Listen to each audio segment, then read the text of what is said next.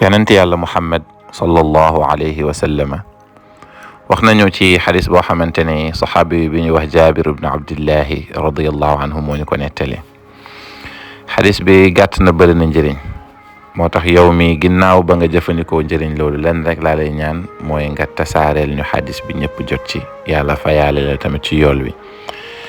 yonent bi dafa wax jaamu yàlla bu simple te dalay may aljanna, dalay may tool ya ca aljanna. yonent bi nee na man qaala subhaanallahi wa bihamdihi gurisat lahu naxlatun fil janna. yonent bi sallallahu alayhi wa sallam mu ne képp ku wax subhaanallahi wa bihamdihi yàlla dana la jëmbatal garabu tàndarma ca aljanna. li muy firi mooy garab gi yaa ko moom te aljanna la nekk da nga ko fa jëli kon. nañuy sax ci di zikar bii nii même bu dee téeméeri yoon suba téeméeri yoon ngoon, wa illa fukki yoon sax suba fukki yoon ngoon, wa illa benn yoon bi la yonent bi wax waaye fexeel nga koy def.